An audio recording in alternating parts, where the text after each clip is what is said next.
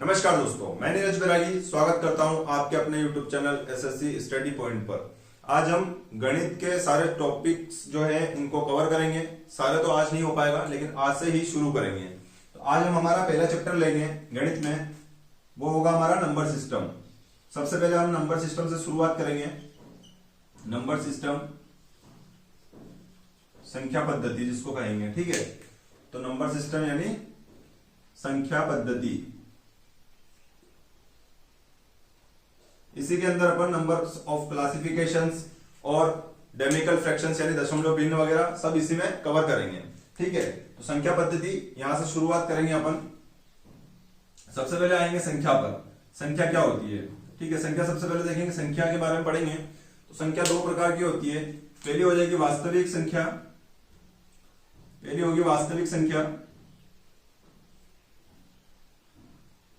और दूसरी हो जाएगी हमारी काल्पनिक संख्या।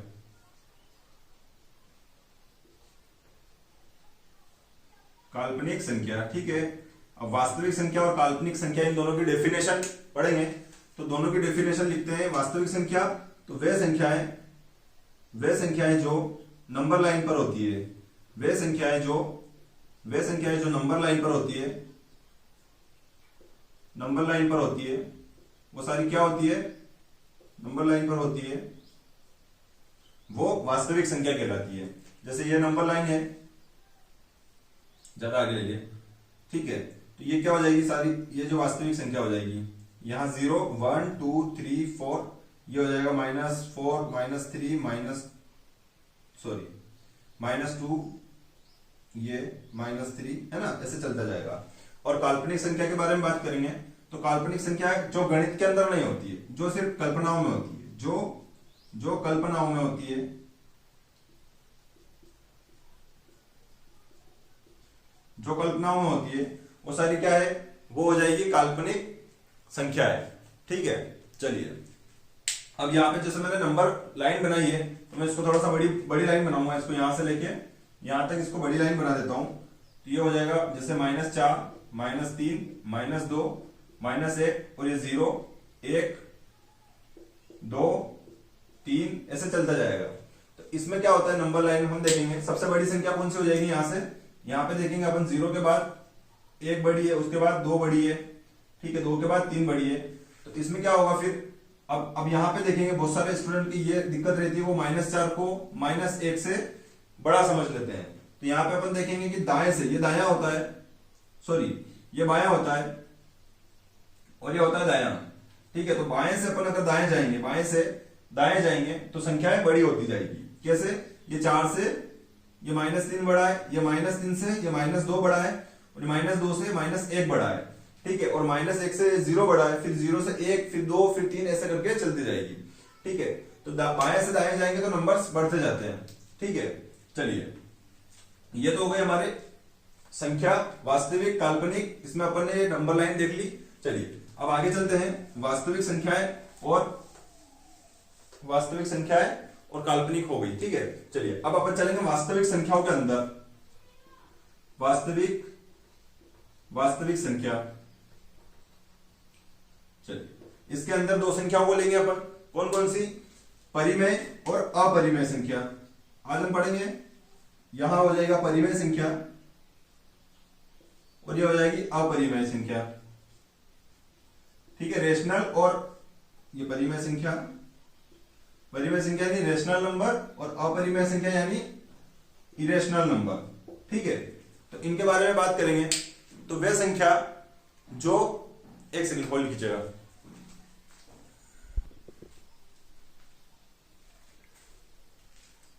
चलिए हम देखेंगे परिमेय संख्या और अपरिमेय संख्या। तो परिमेय संख्या क्या होती है, इसको देखेंगे अपन। वे संख्याएं, परिमेय संख्या में कैसे पढ़ेंगे अपन, वे संख्याएं जो, डेफिनेशन लिखता हूं मैं इनकी, वे संख्याएं जो P/Q के फॉर्म में होती है, P/Q के फॉर्म में होती है, वो सारी क्या होती है, वो सारी परिमेय संख्या होती है। अब जैसे मैंने मान लिया P/Q को कैसे लिखूंगा मैं, जैसे मान लो 3 3 ले लूंगा तो ये भी एक परिमेय संख्या होगी, लेकिन q बराबर 0 नहीं होना चाहिए। इसमें एक कंडीशन क्या रहेगी, q बराबर नहीं होना चाहिए 0 के। तो अगर मैं 3 लेता हूं तो यह भी एक परिमेय है, लेकिन इसके बटे में q तो नहीं है, तो मैं इस 3 के बटे में 1 लिख सकता हूं, ताकि एक क्या हो जाएगा, q हो जाएगा और ये p हो जाएगा। इसी प्रकार से मैं 5 ले लूं, 5 भी एक अपरिमेय है, सॉरी परिमेय संख्या है, ठीक है। उसके अलावा अगर मैं 22/7 को लेता हूं तो ये क्या होगा, ये भी एक परिमेय संख्या होगी, क्योंकि ये p/q के फॉर्म में हमको दिख रही है। चलिए, उसके बाद अगर मैं √3 ले लूं तो क्या ये परिमेय संख्या होगी, नहीं होगी। क्यों, क्योंकि √3 किसी भी संख्या को 2 बार गुणा करेंगे तो वो एग्जैक्ट संख्या निकलेगी। √3 अगर मैं 2 बार गुणा करूंगा, किसी भी करके इसको बाहर निकालूंगा तो नहीं निकलेगी, क्योंकि √3 का मान क्या होगा, √3 का मान क्या होगा 1 पॉइंट कुछ ऐसे अप्रोक्सीमेटली चलता जाएगा, और एक डायरेक्ट मतलब ये से √3 का मान कैसे निकालेंगे हम, 1.732 ऐसा कुछ होता है। उसके बाद भी आगे एज इट इज 732 या 3232 ऐसे डायरेक्टली पुनरावृत्ति नहीं होती है, इसमें अनावृत्ति होती है ना। अनावृत्ति पुनरावृत्ति भी अपन आगे पढ़ेंगे। अनावृत्ति पुनरावृत्ति में इसमें क्या हो रहा है, अनावृत्ति हो रही है, यानी कि ये जो है परिमेय के अंदर नहीं आ सकती, इसको अपन जो है फ्रैक्शन में नहीं लिख सकते हैं, फ्रैक्शन में इस संख्या को नहीं लिख सकते हैं, और फ्रैक्शन में अगर नहीं लिख सकते हैं तो फिर ये जो है परिमेय संख्या नहीं कहलाएगी। क्योंकि फ्रैक्शन कैसे बनेगा, a/b यानी p/q से ही बनेगा, और p/q फॉर्म आएगा तो ही अपन उसको परिमेय संख्या का नाम दे सकते हैं। तो √3 परिमेय संख्या नहीं होगा, तो मैं √3 की जगह √4, अगर यहाँ पे √4 लिखूं तो क्या ये परिमेय संख्या बन सकती है क्या, तो बिल्कुल बनेगी, क्योंकि √4 जो है वो 2 बार इसे 2 into 2 लिखूंगा तो एक बार बाहर निकल जाएगा 2, ठीक है। तो √4 को मैं कैसे लिख सकता हूं, ये 2 करके भी लिख सकता हूं, ठीक है। तो इस 2 के बटे में वापस 1 लगाऊंगा तो ये भी क्या हो जाएगी, परिमेय संख्या हो जाएगी, ठीक है। चलिए, अपन अब अपरिमेय संख्या की बात करते हैं। तो अपरिमेय संख्या की डेफिनेशन क्या हो जाएगी, एज इट इज इसका उल्टा करेंगे कि वे संख्याएं जो p/q के फॉर्म में नहीं होती है, जो p/q के फॉर्म में नहीं होती है, वो अपरिमेय संख्या कहलाती है, ठीक है। जो p/q के फॉर्म में नहीं होती है वो क्या कहलाती है, वो अपरिमेय संख्या कहलाती है। अब जैसे अपन ने √3 ले लिया, √2 ले लिया, ठीक है, और √2 का मान कैसे क्या हो जाएगा, √2 का मान हो जाएगा क्या हो जाएगा 0 या फिर 1.414 ऐसा कुछ चलता जाएगा, ठीक है। तो ये चलता ही जा रहा है, इसको अपन रोक नहीं सकते, फ्रैक्शन नहीं बना सकते हैं, √3 का भी नहीं बना सकते हैं, ठीक है। ऐसे √4 तो परिमेय संख्या में आ जाएगा। अगर एक संख्या और होती है पाई भी अपरिमेय संख्या होती है। क्यों होती है, हमको पता है, हमने यहाँ पे 22/7 लिख रखा है। अब पाई का मान ही 22/7 होता है। बहुत सारे लोग ऐसे जानते हैं कि पाई का मान 22/7 होता है, लेकिन पाई का मान 22/7 नहीं होता है। पाई का मान 22/7 नहीं होता है, लगभग में ये मान है 22/7, लगभग, ठीक है। यानी कि अगर मैं पाई की वैल्यू निकालूंगा तो क्या आएगी, 7 एकम 7, 10 बचा 7 एकम 7, 3 7 चौक 28,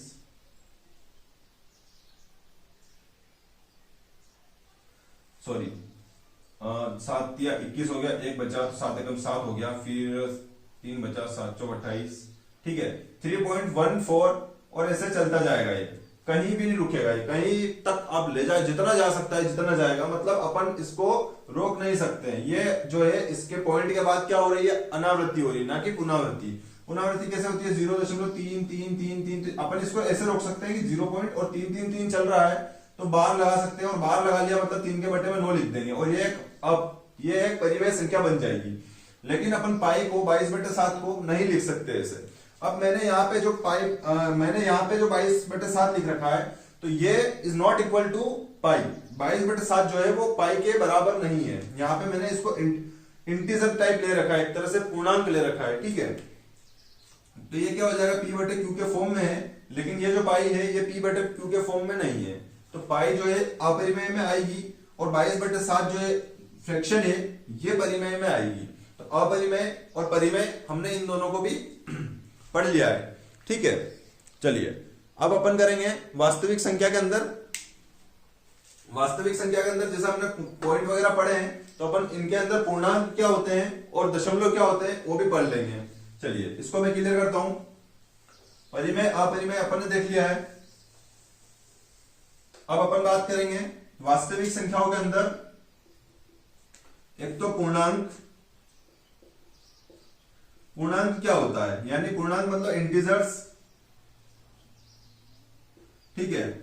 और पूर्णांक के अंदर अपन एक और बात करेंगे दशमलव, डेमिकल।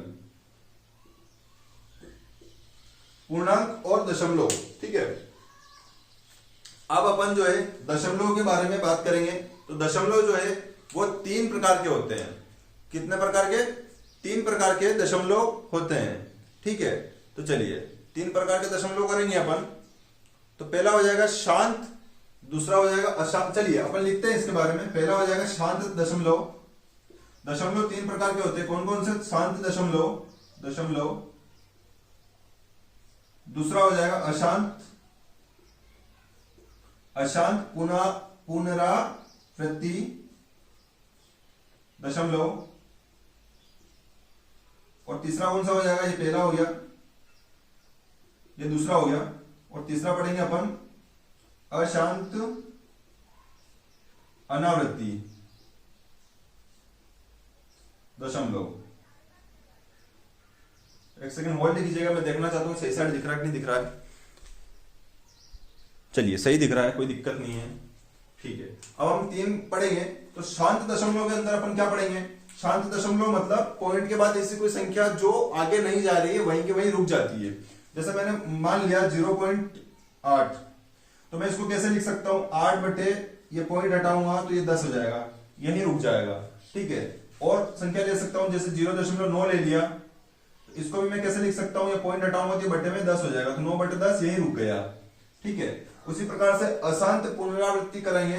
तो इसमें क्या होता है? जैसे पॉइंट के बाद एक ही संख्या चलती जाती है। जैसे मैंने ले लिया 0.222 और ये रुकने का नाम नहीं लेती है, चलते ही जा रही है। तो इसमें मैं इसको कैसे कर सकता हूं? 0.2 लिख के इसके ऊपर बार लगा सकता हूं। तो क्या हो जाएगा? ये फिर ये हो जाएगा 2/9। इसी प्रकार से इसको, और चलिए इसको थोड़ा सा नीचे लिख देता हूं मैं, पहले इसको देख लेते हैं।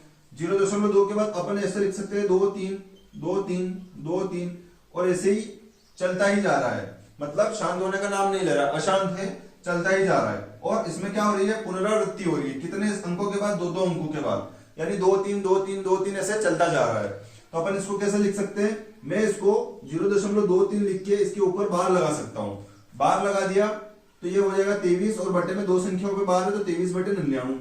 मैं इसको ऐसा लिख सकता हूं, ठीक है। चलिए बार के बारे में भी अपन पढ़ेंगे। सबसे पहले अपन पुनरावृत्ति कैसे होती है, दशमलव वगैरह, इन चीजों को पढ़ेंगे। बार भी आएगा जब अपन डेमिकल वगैरह पढ़ेंगे तो उसमें बार सीखेंगे।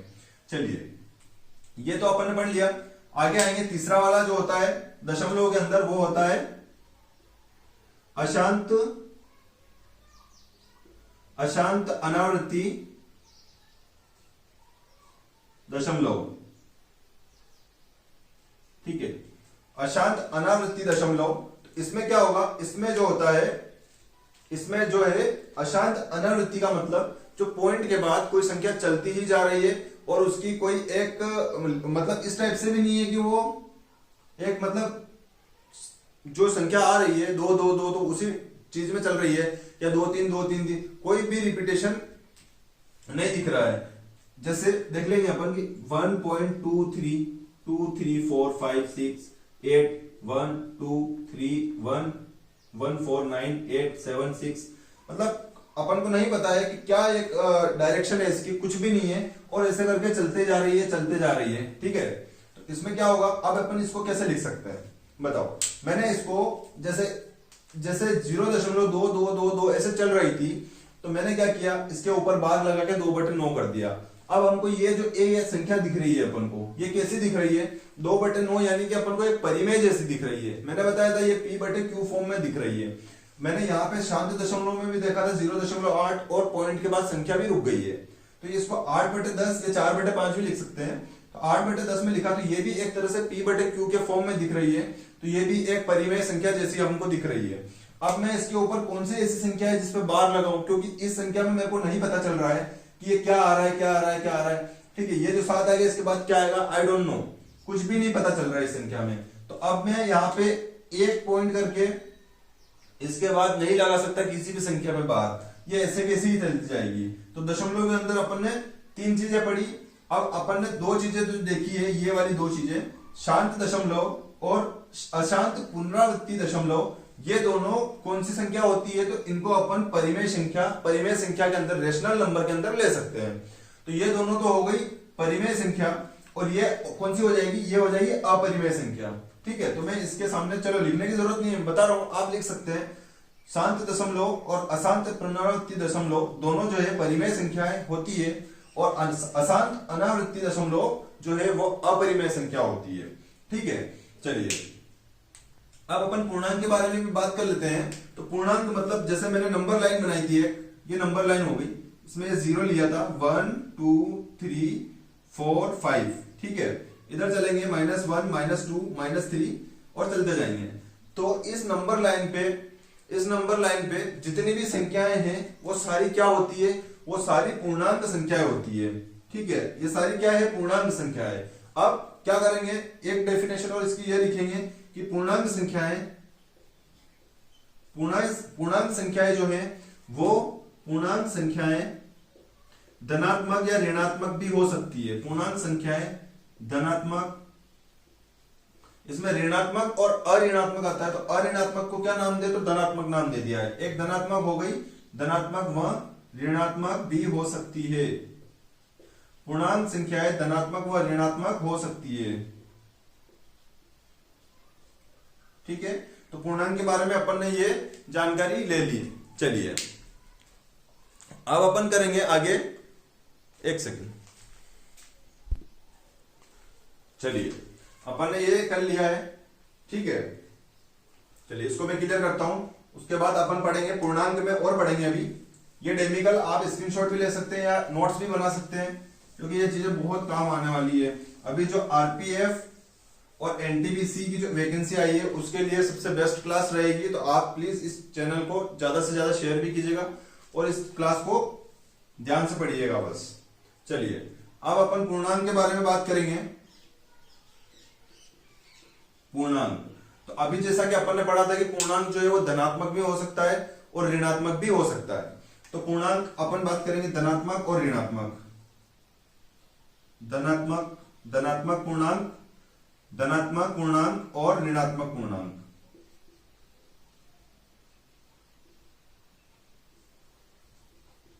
चलिए अब इन दोनों की बात करेंगे। इनके बीच में एक संख्या और होती है, वो होती है 0। ठीक है, धनात्मक पूर्णांक की बात करेंगे तो ये होगा, ये माइनस अनंत से चलता है, ऐसे चलता -3 -2 -1 यहां के खत्म हो जाता है। ठीक है, फिर यहां पे आता है माइनस नहीं 0, फिर आता है, फिर चलेंगे अपन 1 2 3 4 5 से लेके अनंत तक। ये क्या हो गई, ये धनात्मक और ऋणात्मक, तो थोड़ा सा उल्टा लिख दिया है। चलिए इसको लिख देता हूं मैं, ऋणात्मक, ये हो गया ऋणात्मक पूर्णांक और ये हो जाएगा धनात्मक। ठीक है, या अऋणात्मक, ये ऋणात्मक और ये अऋणात्मक या फिर धनात्मक पूर्णांक ये हो गया।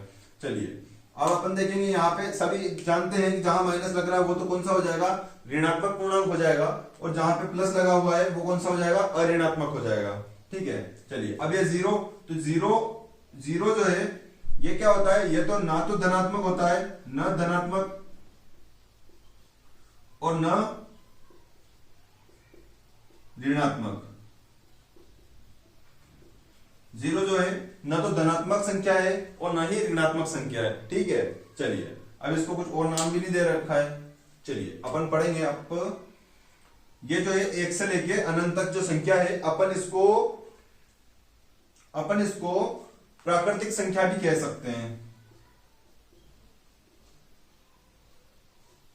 ठीक है, ये क्या होती है, ये प्राकृतिक संख्याएं भी होती है। चलिए अब प्राकृतिक संख्या हो गई, और दूसरी बात ये करेंगे अपन, प्राकृतिक संख्या यानी नेचुरल नंबर, प्राकृतिक संख्या है ना, नेचुरल नंबर। प्राकृतिक संख्या हो गई कौन सी, एक से लेके अनंत तक जो है वो प्राकृतिक संख्या है। अब पूर्ण संख्या की बात करेंगे तो देखो पूर्ण संख्या कौन सी होती है, प्राकृतिक संख्या और पूर्ण संख्या। आज समझ लेना आप, यहां से लेके मैं चलूंगा 0 से 0 1 2 3 4 5 ऐसे लेके अनंत तक, तो ये सारी क्या हो जाएगी, ये हो जाएगी पूर्ण संख्याएं।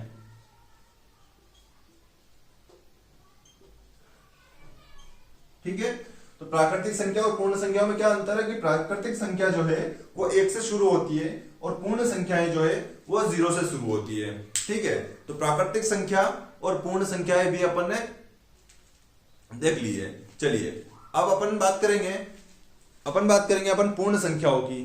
ठीक है, तो पूर्ण संख्याएं कहां है, ये रही 0 से लेके अनंत तक। चलिए यहां मैं क्लियर करता हूं, अब पढ़ेंगे अपन पूर्ण संख्याएं। इसमें देखेंगे पूर्ण संख्याएं।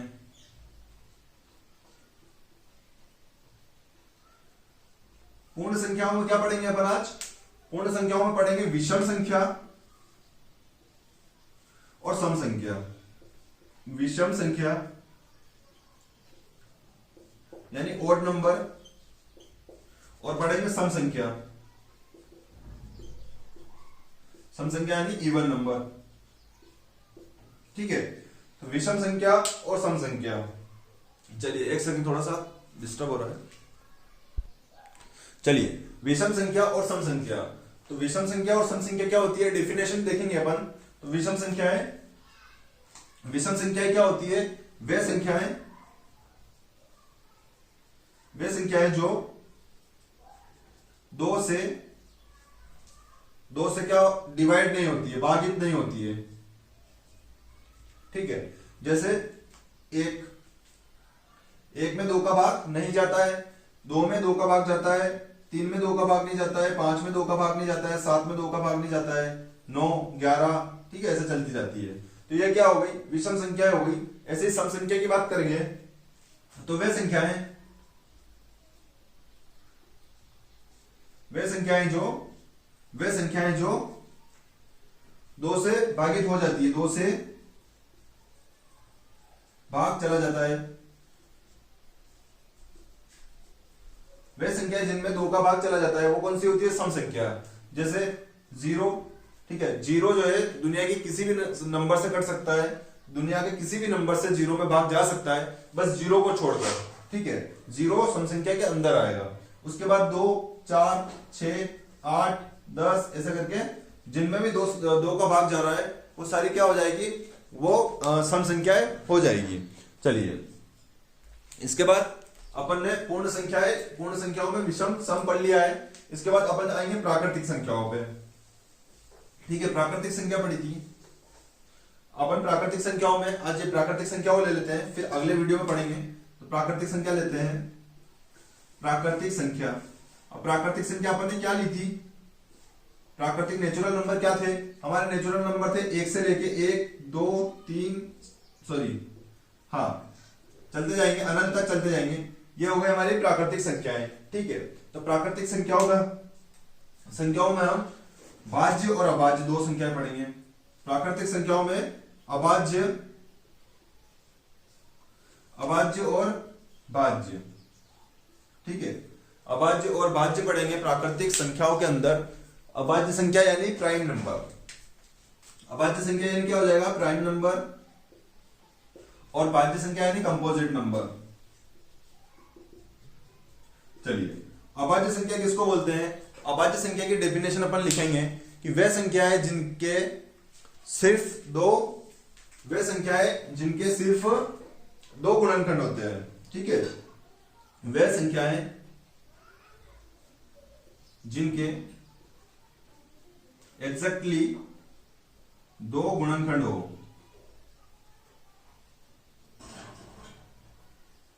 वह संख्याएं जिनके सिर्फ 2 गुणनखंड हो वही अभाज्य संख्याएं कहलाएगी। ठीक है, यहां पे डेफिनेशन अपन ने लिख ली। अब अभाज्य संख्याओं में देखेंगे, क्या एक अभाज्य संख्या है क्या, एक का सिर्फ एक ही गुणनखंड होता है, यानी एक जो है वो सिर्फ एक से ही कटता है। ठीक है, एक सेकंड होल्ड करना। अब एक जो है एक अभाज्य नहीं है, क्यों, क्योंकि एक जो है इसके साथ एक, इसमें एक का ही भाग जा रहा है और 2 गुणनखंड तो बन ही नहीं रहे हैं। गुणनखंड मतलब जैसे मान लो मैंने संख्या ली 15, तो इसके कितने गुणन हो जाएंगे, ये 1 से भी कटेगा, ये 15 से भी कटेगा, ये 3 से भी कटेगा, ये 5 से भी कटेगा, तो ये जो है ये क्या हो गए, ये गुणनखंड हो गए।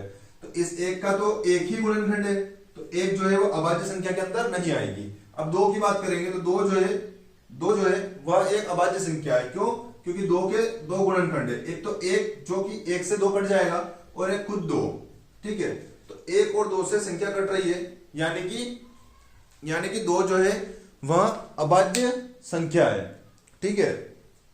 तो अभाज्य संख्या में अपन ने क्या पढ़ा कि वे संख्या है जिनके सिर्फ दो गुणनखंड हो, ठीक है। दो में से दो कौन कौन से, तो ये भी लिख लेंगे अपन। एक तो एक मतलब संख्या जो है अभाज्य वो एक से भी कटनी चाहिए और वो उसी संख्या से, ठीक है, कुछ सेल्फ जो अपन संख्या लेंगे उससे भी कटना चाहिए। तो एक तो एक से कटना चाहिए और जैसे मैंने 15 लिया तो 15 से भी वो कटना चाहिए, बस दो गुणनखंड ही होने चाहिए। तो दो ले लिया मैंने, फिर मैं इसको 3 भी ले सकता हूं, 2 के बाद 3 हो जाएगा, 3 के बाद 4, 4 के तो कितने फैक्टर हो जाएंगे, 1 हो जाएगा, 2 हो जाएगा और 4 हो जाएगा, तो ये अभाज्य नहीं होगी। फिर 5 हो जाएगा, फिर 7, फिर 9, 9 के देखो 9 के 1 से कटेगी, 1 से कटेगी, 3 से कटेगी, फिर 9 से भी कटेगी, इसके भी 3 हो गए, यानी 9 भी नहीं होगा, फिर 11, 13, 15 हो जाएगा, नहीं 15 जो है अभाज्य संख्या नहीं होगी, क्योंकि 15 के भी 3-4 फैक्टर हो जाएंगे, ठीक है। चलिए अब 15 के बाद 17, 19, 21 तो नहीं होगा, तो ऐसा चलता जाएगा, ठीक है। इसी प्रकार से अपन भाज्य संख्या देखेंगे, तो भाज्य संख्या की डेफिनेशन में क्या देखेंगे, वे संख्याएं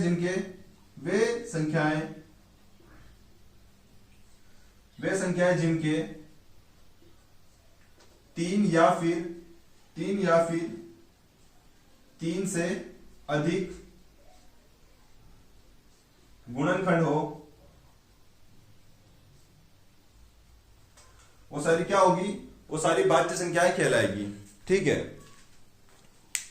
चलिए अब अपन देखेंगे यहां पे एक का तो सिर्फ एक फैक्टर है, तो वो तो ना तो भाज्य है ना अभाज्य है, ठीक है। एक जो है वो भाज्य और अभाज्य दोनों में नहीं आएगी। 2 अपन ने यहां ले लिया, 3 हो गया, तो अब क्या होगा 4 के बाद 5 तो अभाज्य है, 6 हो जाएगा, 7 अभाज्य है, 8 हो जाएगा, 9 हो जाएगा, 10 हो जाएगा, 11 अभाज्य है तो 12 हो जाएगा, ऐसे करके चलते जाएंगे, ठीक है। जिन भी संख्याओं के 3 गुणनखंड या 3 से अधिक होंगे, जैसे मैंने ये 12 उठा लिया यहां से, तो 12 के कितने गुणनखंड होंगे, देखो 1 से घटेगा, 2 से, 3 से, 4 से, 6 से और खुद 12 से, तो 3 और 3 6 गुणनखंड हो गए इसके, ठीक है। इसी प्रकार से मैंने 10 ले लिया, तो 10 के कितने होंगे, 1, 2, 5, 10, तो 4 गुणनखंड 10 के भी हो गए। तो भाज्य संख्याओं के अंदर ये संख्या हो जाएगी। चलिए अब अपन इसमें कुछ और भी लेंगे, जैसे कुछ क्वेश्चंस बनते हैं, जैसे पूछता है कि सबसे छोटी ऐसी कौन सी, सबसे छोटी नहीं, ऐसी कौन सी संख्या है जो अभाज्य भी है और सम संख्या भी है। तो दुनिया का ये एक ही नंबर है जो सम भी है और अभाज्य भी है, एकमात्र नंबर 2 ऐसा है जो अभाज्य संख्या है।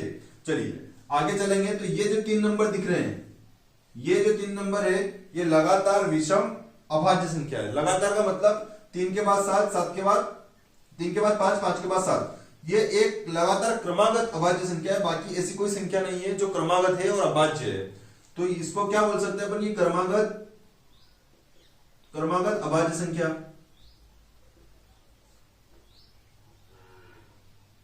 इसको बोलेंगे क्रमागत अभाज्य संख्या, ठीक है। ये ही एक सेट बन रहा है पूरी अभाज्य संख्याओं में। अब दूसरा देखेंगे, एकमात्र सम संख्या, एकमात्र सम अभाज्य संख्या, तो वो क्या हो जाएगी, वो हो जाएगी 2, ठीक है। चलिए उसके बाद अपन देखेंगे कोई भी अभाज्य संख्या हो। अब अपन इसमें एक चीज और पढ़ सकते हैं, देखो लगातार 2 संख्या भी एकमात्र ये ऐसी है, 2 और 3 जो कि अभाज्य है, एकमात्र है। बाकी ऐसी कोई भी लगातार संख्या 2 और 3 है ना, लगातार और कोई सी भी नहीं आ रही है, ठीक है, डिफरेंस होना चाहिए। और अपन इसमें ये लिख सकते हैं 19 और 21 देखेंगे तो दोनों ही नहीं, वो को प्राइम के अंदर आएगा। चलिए ठीक है, तो यहाँ पे अपन ने एकमात्र भी देख लिया, एक सेट भी देख लिया और अभाज्य संख्या, भाज्य संख्या, इन दोनों को भी पढ़ लिया। चलिए अब अपन इसके अंदर अभाज्य संख्या के अंदर चलिए अभाज्य भाज्य में इतना ही पढ़ेंगे। उसके अलावा इसमें क्या होता है, देखो एक संख्या वो होती है कि एक से लेके 100 तक की संख्याओं का योग क्या है, 1 से लेके 100 तक की सम संख्याओं का योग क्या है, 1 से लेके 100 तक की विषम संख्याओं का योग क्या है। तो इनमें फॉर्मूले लग जाते हैं और अपन डायरेक्टली योग निकाल सकते हैं। लेकिन एक्चुअली में क्या होता है कि अभाज्य संख्याएं जो चलती है वो किसी एक ही डिफरेंस के अंदर नहीं चलती है। जैसा अपन देखेंगे यहाँ और यहाँ 1 का अंतर है, यहाँ और यहाँ 2 का अंतर है, ठीक है। 19 के बाद ये आएगा यहाँ पे 23, तो यहाँ और यहाँ कितने का अंतर आ गया, 23 और 4 का अंतर आ गया। उसके बाद अभाज्य संख्या कौन सी आएगी, 29, तो इन दोनों में 6 का अंतर हो गया। तो इनमें क्या ना कि एक मतलब फिक्स नहीं होता है कि ये किसी एक क्रमागत अंतर के अंतर चल रही है, ठीक है। तो इनमें क्या है, अपन डायरेक्टली कोई फॉर्मूला निकाल कर नहीं कह सकते हैं कि कितनी अभाज्य संख्या 1 से 100 तक है। तो अपन इसको याद कर सकते हैं अभाज्य संख्या में। चलिए मैं इसको क्लियर कर देता हूं और बता देता हूं 1 से 100 तक क्योंकि एग्जाम में पूछे गए हैं क्वेश्चंस, तो मैं बता देता हूं इसको भी। अभाज्य संख्याओं में है ना, अभाज्य संख्या 1 से लेके 100 तक की संख्याओं में, 1 से लेके 100 तक की संख्याओं में कितनी अभाज्य संख्या होगी, तो कितनी हो जाएगी, 25 संख्या। इसको नोट कर लीजिएगा और याद कर लीजिएगा। चलिए आगे देखेंगे, 1 से लेके 100 के बाद 1 से लेके 50 तक की संख्याओं में कितनी अभाज्य संख्या होगी, तो कितनी हो जाएगी, 1 से लेके 50 में 15 संख्या हो जाएगी। इनको अपन को मैन्युअली काउंट करना पड़ता है, तो अपन डायरेक्ट याद कर लेंगे तो हमारा टाइम खराब नहीं होगा एग्जाम के अंदर, ठीक है। चलिए इसमें कोई फॉर्मूला नहीं होता है। अब अपन 50 से लेके 100 तक देखेंगे कि 50 से लेके 100 तक में कितनी अभाज्य संख्या है, तो कितनी हो जाएगी, 10 संख्या हो जाएगी, ठीक है। तो इसको याद कर लेंगे अपन। चलिए आज का ये जो क्लास है यहीं पे अपन रुकते हैं, अगली क्लास में मिलते हैं जिसमें अपन को प्राइम वगैरह और भी बहुत सारी चीजें हैं जो पढ़ेंगे। तब तक के लिए थैंक यू।